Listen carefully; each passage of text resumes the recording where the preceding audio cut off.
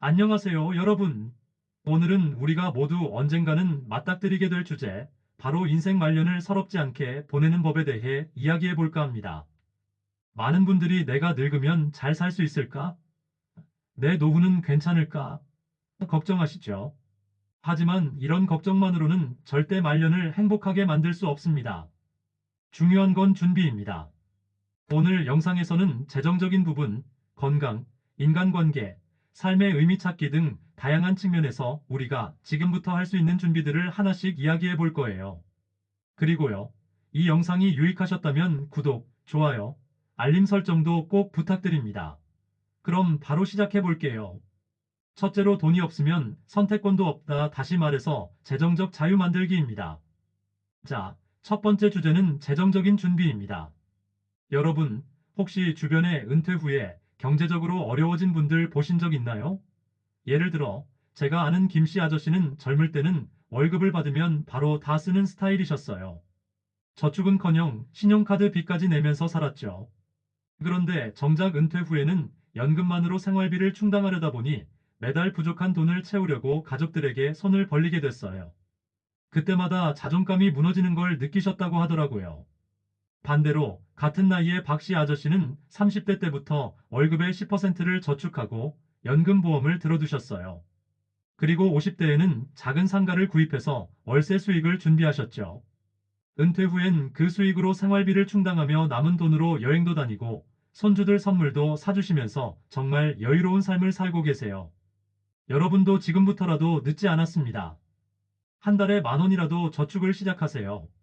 그리고 투자에 관심이 없다면 적금이나 연금 상품처럼 안정적인 금융 상품부터 알아보세요. 중요한 건 작은 돈이라도 꾸준히 모아가는 습관이에요. 둘째로 병원비 걱정 없는 삶, 즉 건강 관리하기 유지하기입니다. 돈 다음으로 중요한 건 건강이에요.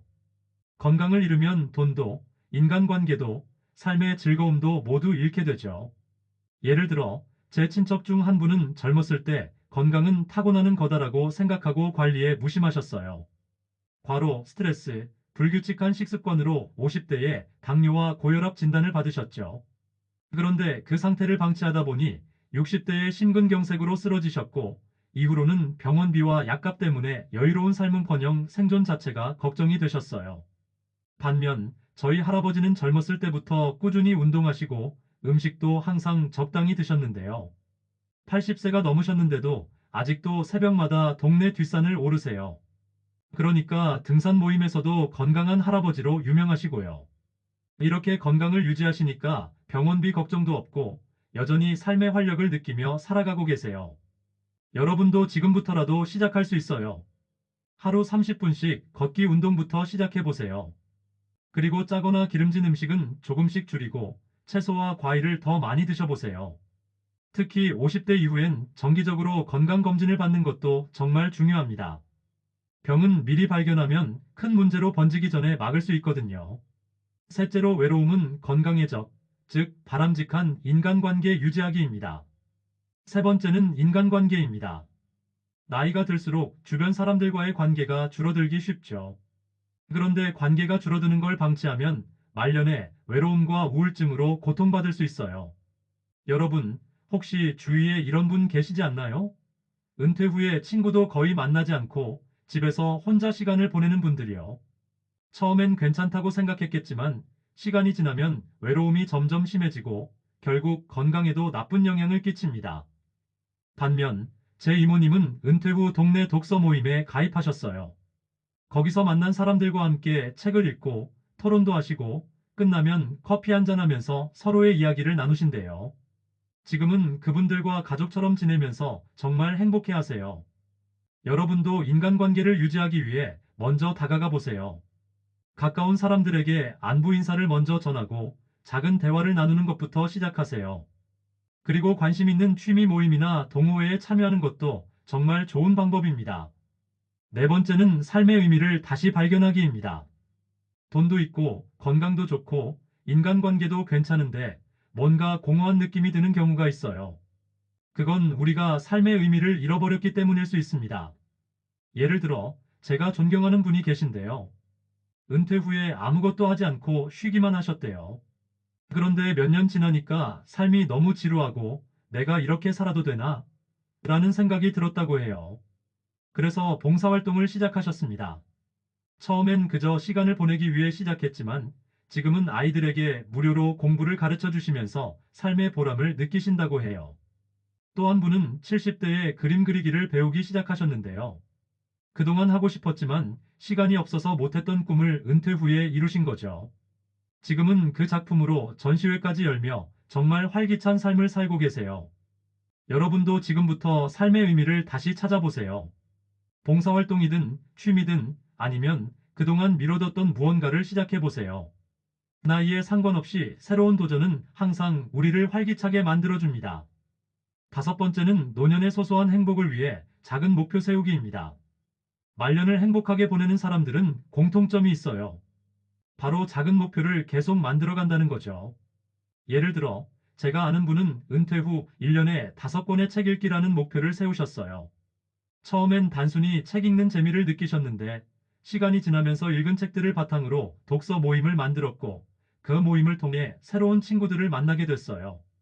작은 목표가 큰 변화로 이어진 거죠. 여러분도 너무 거창하지 않은, 작지만 꾸준히 할 수 있는 목표를 만들어 보세요. 예를 들어, 매일 한 줄씩 일기를 쓰기, 한 달에 한 번 새로운 요리를 해보기, 주말마다 가까운 공원 걷기 같은 것들이요. 이런 작은 목표가 쌓이면 인생이 훨씬 풍요로워집니다. 여섯 번째는 경제적 안정의 기초를 위한 소소한 재테크입니다. 은퇴 후에는 무리한 투자보다는 안정적인 재테크가 중요합니다. 예를 들어, 저희 이모는 50대에 작은 원룸 건물을 구입하셨는데요. 은퇴 후엔 월세로 생활비를 충당하며 여유로운 삶을 살고 계세요. 또 다른 분은 은행의 정기 예금과 적금을 꾸준히 활용해서 큰 위험 없이 노후 자금을 모으셨습니다. 여러분도 재테크를 너무 어렵게 생각하지 마세요. 월급의 일부를 저축하거나 안정적인 금융 상품을 활용해 보세요. 중요한 건 안정성과 꾸준함입니다. 일곱 번째는 준비되지 않은 은퇴를 극복하기입니다. 많은 분들이 은퇴를 갑작스럽게 맞이하곤 하죠. 제 친구의 아버지도 갑작스럽게 은퇴하셨는데 처음엔 뭘 해야 할지 모르겠다며 방황하셨어요. 그런데 이후에 지역 커뮤니티에서 새로운 기술을 배우고 지금은 작은 소일거리로 수입을 만드시면서 만족스러운 삶을 살고 계세요. 여러분도 은퇴가 두렵다면 미리 대비책을 세워보세요. 아니면 은퇴 후에도 새로운 기술을 배우거나 소소한 일거리를 찾아보세요. 작은 변화가 큰 안정감을 줄 수 있습니다. 여덟 번째는 마음의 평화를 유지하는 법입니다. 마지막으로 마음의 평화를 유지하는 것이 중요합니다. 하루 5분이라도 조용히 앉아 명상하거나 감사한 일을 떠올려 보세요. 예를 들어, 오늘 내가 기뻤던 일 3가지를 적는 것도 좋은 방법입니다. 마음의 평화는 행복한 말년의 기초가 됩니다. 오늘은 인생 말년을 서럽게 보내지 않는 법에 대해 이야기해 봤습니다. 중요한 건 지금부터라도 준비를 시작하는 겁니다. 영상이 유익하셨다면 구독, 좋아요, 알림 설정 꼭 부탁드릴게요. 그럼 다음 영상에서 뵙겠습니다. 모두 행복하세요. 감사합니다.